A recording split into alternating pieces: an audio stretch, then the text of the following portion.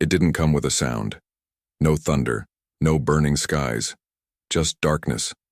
One by one, the stars started going out. At first, it was written off as natural, celestial events, gravitational shifts, a few neutron stars collapsing a little earlier than expected. But then it happened again, and again. Entire system just gone, lights blinking out as if someone were turning off the sky. No signals, no explosions. Just silence. They started calling it the void. Not because it was empty, but because it emptied everything it touched. No wreckage, no survivors, no time for escape. One moment, life. The next, nothing. The galaxy had seen wars, plagues, AI rebellions, but nothing like this. Nothing that moved with no reason, no face, no warning. At first it was far from Earth, dozens of sectors away. Human colonies marked it on long-range scans, passed the data to the Council. Reports were filed, charts updated, warnings sent. But the Council, they didn't believe it, or maybe they didn't want to. They called it a phenomenon, a distortion, a natural cycle, something they'd seen before. But the frontier worlds knew better. The silence didn't behave like physics. It behaved like hunger. It moved, it spread, it chose. When the fourth star system vanished, humanity finally asked the question no one wanted to ask. What if it comes here? Back on Earth, life went on for a little while. Shuttles still launched, markets still traded. The news ran stories about distant stars blinking out like candles, but it all felt too far away, just another mystery of space. But the silence kept growing. Humanity had always pushed outward. From the moon to Mars, from Mars to Europa, then far beyond. Colony after colony, millions of lives among the stars. Proud, tired, determined. And one by one, they stopped calling home. Satellites went dark. Orbital stations stopped broadcasting, not destroyed, not jammed, just gone. The silence was coming closer now, and the thing about the void, it didn't rush, it didn't chase. It waited, as if it knew the fear it left behind would do most of the work. For the first time in generations, Earth didn't feel like the center of anything. It felt small old captains who had retired decades earlier pulled their uniforms from storage. Engineers worked through the night. Universities stopped teaching theory and started teaching survival. The memory of old wars returned, of a time when humans had fought tooth and nail for every inch of ground because now something was coming, something that didn't want to rule us, didn't want to enslave us. It just wanted us gone. And the question, the only question that mattered, was simple. What do you do when the universe itself forgets you're supposed to be here? You stand, or you vanish. They called it the High Council of Galactic Civilizations, a name long enough to sound important.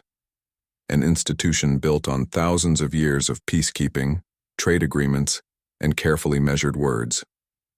They had chambers of polished stone, glowing crystal floors, and banners from 100 worlds. They had rules for war, rules for peace, rules for talking about the rules. But when the void came, they had no rule for that. When Earth sent its first transmission, it was cautious, respectful, precise. Unexplained system loss. Requesting review. Shared threat likely. Recommend joint investigation. They waited for a week. The reply came in the form of a footnote, an addendum to a planetary mining regulation update. No urgency, no real answer. Humanity sent another. This time, more detailed. Star maps, timelines, predictive models. This time, the Council responded with concern. They said they'd form a subcommittee, conduct a thorough review, invite experts, schedule a vote. Earth's representatives demanded emergency hearings. They stood before the central chamber, laid out everything: telemetry, lost colonies, disappearing outposts, the patterns in the silence. They expected shock, unity, action. They got analysis. They got delays. They got nothing. One ambassador from A core world species seated on a throne older than Earth's entire civilization leaned forward and asked, "But how do you know this void is targeting you?" The room went quiet, because they didn't. Not yet. The Council's diplomats offered soothing words, promised monitoring measures, offered technological exchange. A shared task force was under consideration, and still, the stars kept going dark, one by one. The second human colony vanished just as the Council finished assigning a research team. The third disappeared while they finalized their funding model. The fourth was a military outpost, fully armed. Defensive satellites, warships. It didn't make a sound as it vanished. That was the turning point, not for the Council, but for Earth. They realized something important, something painful. No one was coming. The galaxy wasn't united. It was comfortable. The great empires of the stars had grown soft, slow, focused on treaties and trade routes, on status and balance. They didn't believe in threats that couldn't be bargained with. They didn't know how to face something they couldn't classify, so they ignored it, because if humanity fell, it would be tragic, but manageable. If Earth was erased, the Council would hold a moment of silence, file the reports, and move on. It wouldn't be the first time a species vanished, just the first time one stood and warned them before it happened. Some tried to help, quietly. A few captains from neutral systems sent supplies. Smugglers brought old tech in crates with false labels. Retired scientists broke code and slipped humanity knowledge no one else dared share publicly. But no fleets came. No flags were raised. No banners flown. The Council watched, waited, measured, and Earth remembered. They remembered what it was like to be alone, what it meant to survive by your own hands, what it meant to fight for something when the rest of the universe had already written your name in past tense. So humanity stopped sending messages. They stopped waiting for approval, and they started preparing.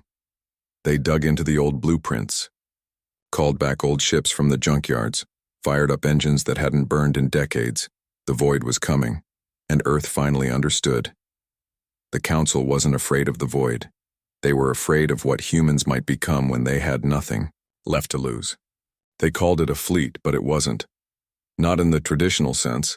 There were no matching hulls, no polished command bridges, no sleek destroyers fresh from the shipyards.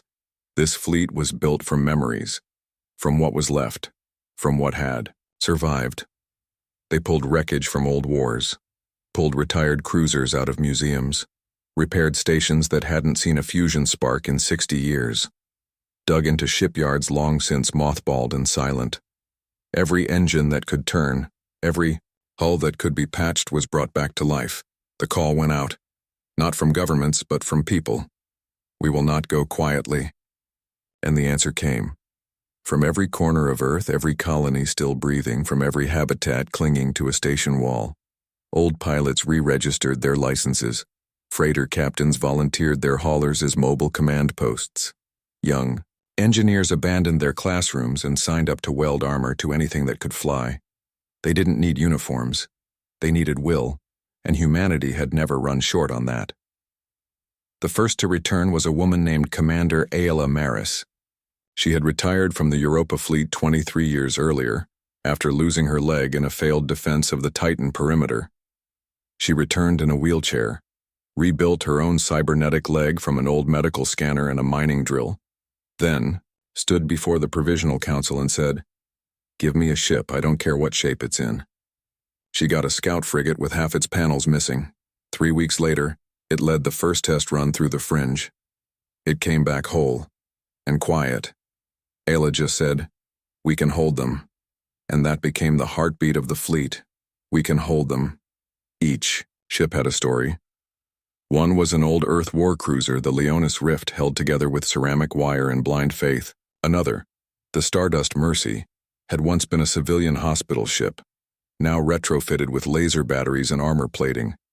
Even cargo freighters were armored and repurposed. Some carried drones, others carried people. Some carried nothing but fuel and fire. They weren't fast, they weren't elegant, but they worked, and behind every panel was a human. Mechanics worked around the clock. Families volunteered. Children passed tools to engineers. Old software engineers repurposed farm AI to coordinate missile guidance systems.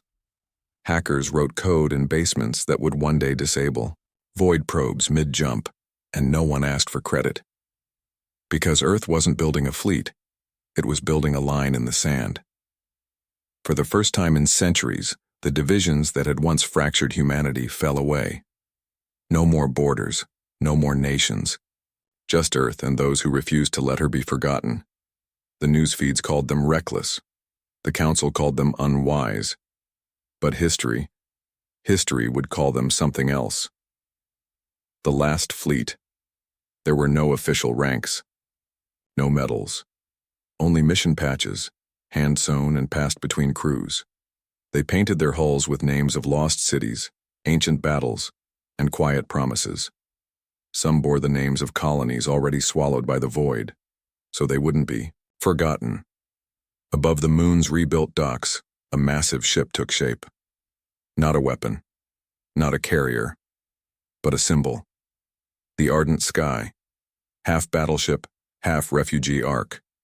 Built from Earth's final orbital station and powered by a fusion core once meant to light an entire continent. Its hull was etched with the names of every known colony that had fallen silent. It would not be fast, but it would not be ignored. People came from across the system just to see it, just to touch it, just to believe. Because belief was what the void couldn't take, not from humans. One final signal was broadcast, not to the council, not to the stars, but to the people of Earth. It wasn't dramatic. No sweeping speech. Just an old captain standing on a platform overlooking the fleet with a mic and a worn flight jacket. He looked out, quiet for a long time. Then he said, "We're not fighting to win. We're fighting so the void remembers us. We're going to stand. And whatever's left of the galaxy, if anything, will know that when the dark came for us, we lit a fire. And that was enough. The fleet was ready, and the last light of Earth burned bright." They didn't call it a campaign. They called it what it was, stalling for survival. The void was still moving, but it didn't move fast. That was the strange part. It crept. It pulsed. It waited. And in that waiting, humanity found its only chance. The final fleet launched in waves, no massive declarations, no trumpets or countdowns, just engines flaring to life and leaving orbit behind. One ship, then another, then 100 more. Their mission was clear: slow the void, distract it, confuse it, make it work for every inch it tried to take. The Leonis Rift was the first to engage. It entered a dead system 2 weeks ahead of the predicted boundary line. No signs of life. Just static and the faint hum of residual solar drift. The crew didn't know what to expect. The void wasn't a fleet. It wasn't made of ships. It was something else. A curtain of stillness. A wall of empty space that erased whatever it touched. But when they approached, something changed. The lights flickered. Guidance systems stuttered. Communications dropped to static. Not broken, overwritten. Like something was reaching into their code and listening, Commander Maris gave the order. They launched signal jammers, beacons, decoys, anything to disrupt the pattern. For 4 hours, the ship danced along the edge of the abyss, blaring full spectrum, interference into the dark. And then, for the first time in recorded history, the void blinked. It paused. The system that should have vanished held. For 6 days. It was a start. From there, the war began, not in battles, but in moments. One team sabotaged an old relay array in the Karthus belt, rerouting void tendrils into magnetic fields that trapped them for hours. Another ship, the Dawn Striker, overloaded its own drive core to collapse a local wormhole, forcing the void to reroute and delay. Each act bought a little more time. They weren't trying to stop. Yet they knew better. But they could drag it down. Every mission was a risk. Most didn't come back. But every sacrifice meant one more colony could evacuate. One more freighter could jump. One more message could get out. On the 4th month of the war, Earth lost contact with Ganymede Station. No explosion. No trace. Just gone. It wasn't unexpected, but it still hurt. The command deck fell silent for an entire hour. Then came the message from a captain known only as Seth, flying the Peregrine sky. He said, "They took Ganymede." Okay. So now we make them bleed. For it. Let's go again. That was all. And the fleet went. They didn't get medals. They got numbers. Mission logs were short. Reports were blunt. Diversion successful. Ship lost. Void slowed. Beacon activated. Crew extracted. Holding pattern extended. No contact. Presumed effective. Remember them. On Mars, children drew pictures of ships holding back the dark. On Earth, memorial lights were lit every time a call sign went silent. And slowly, patterns emerged. The void responded to sound, to interference, to memory. Ships began broadcasting. Music. Ancient Earth songs, lullabies, protest chants, voices singing through static. Anything with emotion, with history. It wasn't just science anymore. It was spirit. And something out there reacted. One transmission recovered from a scout drone showed a strange distortion at the edge of a dying sun, a ripple in the dark that seemed to hesitate, almost listening. The scientists didn't understand it, but the fleet did. The void could swallow metal, energy, matter, but it didn't know what to do with soul. So they gave it soul. Old pilots recorded journal entries and uploaded them into radio beacons. Engineers wrote their children's names into sensor code. One cruiser, the Velvet Hammer, was painted by hand. Thousands of handprints from every crew member who had ever stepped aboard. A mural of life. And when that ship disappeared into the void, the stars in that system flickered one last time, bright and blue. The war continued. It was never fair, never balanced. But humanity wasn't fighting for territory. They were fighting for remembrance. And they were winning 1 hour at a time. They called it the worst place to make a final stand. Vega 9 wasn't special. It had no strong defenses, no natural barriers, no deep gravity wells or tactical choke points. Just a dying star, a few scattered moons, and one cracked station orbiting, a gas giant that had lost its color, but that's why they chose it. Because Vega 9 had nothing. And if humanity could hold nothing, if they could make the void feel that resistance, then the galaxy would remember it forever. The choice was unanimous. No command vote needed. Every captain, every ship, every human voice across every frequency agreed. Here. They renamed the place simply, The Line. The last fleet gathered there, quiet and grim, not in triumph, not in desperation, in defiance. The ardent sky arrived first. Still slow, still massive. It took orbit around the gas giant and began broadcasting. Humanity's first message to the stars: we are still here. The other ships followed, from sleek patrol cruisers to patched-up cargo hulks, from stealth corvettes to shuttle-sized drones.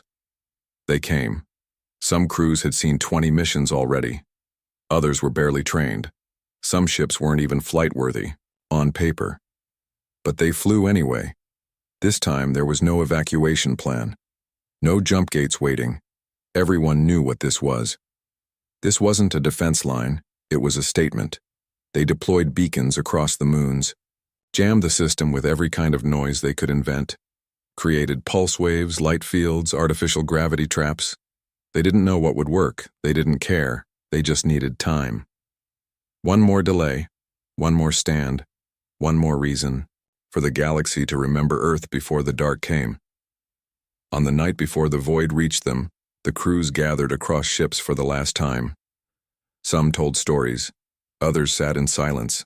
A few sang, old songs, long forgotten outside Earth's orbit. On the driftwind, the captain read the names of every ship that had been lost so far. It took 7 hours. No one interrupted. On the iron weave, an engineer lit a candle in the engine room and wrote a message on the wall. To whoever finds this, if you're still out there, we did not go quietly. The next morning, the darkness arrived. Not fast, not loud, not in a rush. The void crept in like a tide over the stars. The first signs were small. Signal disruptions, dimming light, Cold static. Then came the silence. The comms dropped one by one. External feeds went blind. The edge of the system went dark, but no ship moved. No one ran. They held. The Leone's rift fired first, sending a pulse array into the empty dark. The pulse vanished, eaten by the nothing. Then came the Sovereign Blade, unleashing plasma bursts into space. Again, no target, no enemy, but still they fired. Then the rest joined in, a symphony of resistance. No formation, no order, just humans screaming into the night with everything they had. The void didn't respond, not directly. It didn't need to, but then something shifted. The stars near the system edge flickered. A ripple passed through the ships. Energy surges, heat drops, shields flared and cracked. It was here, and the fleet did what it came to do. It fought. Mines were detonated. Decoy satellites launched. Ships overloaded their cores to generate waves of distortion. Fighters flew in suicide arcs, crashing into the dark with beacons blazing. Not to win, to remind, to say, "You will remember us." One ship, the Ember Cry, uploaded a continuous data stream of Earth's entire recorded history. All of it. From cave paintings to the stars. They beamed it into the void as they fell. Another, the gray silence, simply opened every channel and played a heartbeat. Slow, steady, human. The battle lasted one rotation, then two, then a third. More than anyone expected, more than the void had ever allowed before. But in the end, the dark came. It took ship after ship, beacon after beacon, until there was only one signal left, the ardent sky. And then, even that went quiet, but not before it sent one last transmission. For the first time in living memory, the Vega system went completely dark. No stars, no signals, no sound. The void had passed through, and nothing came out the other side. The council convened an emergency assembly. The same leaders who had once dismissed the early warnings now spoke in whispers. Even the oldest among them, the ones who'd seen empires rise and fall, could not explain what they had witnessed. Vega 9 was gone, and with it, Earth's last fleet. But something was different. The void didn't move on. Days passed, then weeks. No new systems were lost. No colonies erased. No new silence spreading across the map. For the first time since it began, the darkness had stopped. No one understood why. There was no data to explain it, no wreckage to study. The void never left pieces behind, but in the middle of that dead space at the edge of everything, something had changed. One long-range probe, launched months earlier by a neutral research vessel, managed to slip into Vega's outskirts undetected. It returned weeks later, damaged, nearly shredded, but intact. The data it carried was incomplete, fragmented. But there was one file. Just one. A signal. Low bandwidth. Faint. Scrambled. It took weeks to clean up, months more to translate. And then, they heard it. A voice. Tired. Worn. But unmistakably human. The message wasn't long. Just a final recording. A broadcast sent from the ardent sky before its systems failed. The speaker didn't give their name, didn't call for help, didn't curse the galaxy for its silence. They just spoke, calm, steady. If this message is received, then we did our part. We didn't run, we didn't beg, we didn't kneel. We stood. There was a pause, then the final words. Remember this. When the dark came for us, we did not break. We lit our fires and faced it head on. And for a moment, the void blinked. Then silence. Not just from the message, from everything. But something about those words stuck. They spread. First to scattered ships, then to trade routes, then to the core worlds. The recording was played in chambers, on news feeds, in classrooms. It was shared across languages and species, translated again and again, but always with one rule. Never change the last line. For a moment, the void blinked. No one knew what it meant. Not really, but everyone felt it. Because whatever the void was, whatever hunger it carried, it had been stopped. If only for a heartbeat, and the ones who did it were gone. All that was left was their fire. The last human fleet had vanished. No survivors, no escape pods, no distress calls, just that one final message. But it was enough. The message echoed through space in ways no one expected. It passed from ship to ship, world to world. It wasn't part of any official network. It wasn't allowed on certain channels. And yet somehow everyone heard it.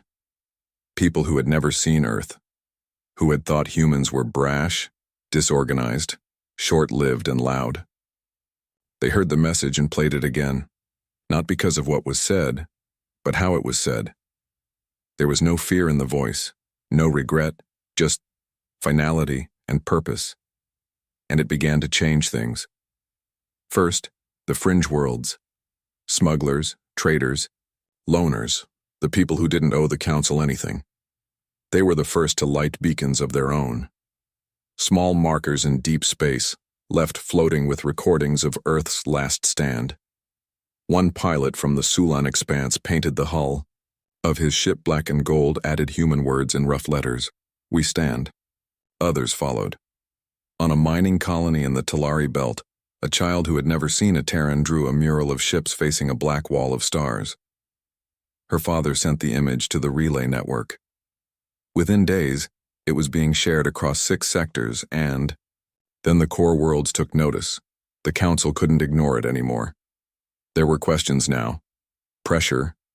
Shame. How could they have watched and done nothing? Their own citizens were asking, not because they wanted to fight, but because they had seen what it meant to try. Something had cracked.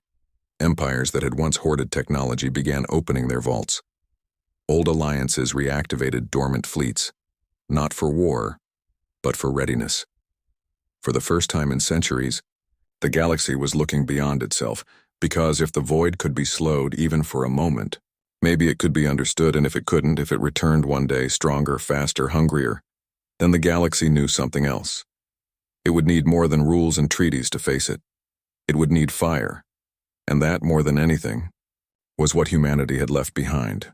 Not weapons, not blueprints, not even territory. They had left behind an example. The species that everyone said would fracture under pressure. That would panic. That would collapse. Instead, they stood, with rusted ships, with tired hands, with no help and no chance, and the void blinked. In the years that followed, scholars debated what it meant. Was it metaphor, malfunction, coincidence? No one agreed on the science, but everyone agreed on the story. Human children were no longer described as reckless in textbooks. They were called resilient. New nav charts were issued across council space. In the Vega sector, one system had a name change. No longer Vega 9, just the line. A quiet place, an empty place, but not forgotten. Never forgotten. The signal was old, weaker than anything the archives had ever recovered, corrupted, cracked, full of static. But somehow, it survived. A single long-range probe, years after the war, picked it up while passing through an uncharted corner of what used to be the Vega 9 system. No ships, no planets, no sound. Just this one fragment. It wasn't listed in any frequency catalog. It didn't match any encryption method. But the tone was human. Technicians spent months cleaning it up. AI couldn't make sense of the data, but a linguist from an old Earth-aligned outpost recognized the cadence, the rhythm, the pauses. Not a computer, a voice. When they finally decrypted it, the entire room went quiet. There was no introduction, no name, no call sign. Just this. If you're hearing this, then I guess we lost. Or maybe we won in a way no one else will understand. We came here to stop something no one else could stop. Not because we thought we'd win, but because someone had to try. Because someone had to stand. My name doesn't matter. My rank doesn't matter. I was one voice in the dark, one light among many. We came from Earth. Maybe you've heard of it. Maybe not. Doesn't really matter. It was home. And we loved it, in that complicated, stubborn way humans do. They said the void was unstoppable. They said it didn't feel, didn't think, didn't care. But here's the truth, when we made it pause. We made it blink. If that's all we ever did, then that's enough. That's everything. We stood. And maybe, just maybe, if you're hearing this, you can too. The message ended there. No more signal. No coordinates. Just a black box drifting through the silence, carrying the voice of someone who had nothing left, but gave everything anyway. The council voted unanimously to preserve the message in every cultural archive. They called it the last broadcast. But it wasn't really the last, because now whenever someone dares to fight the impossible, whenever a ship launches on a mission it may not return from, whenever a voice whispers into the dark and refuses to go quiet, they repeat those words. We stood, and maybe, just maybe if you're hearing this, you can too.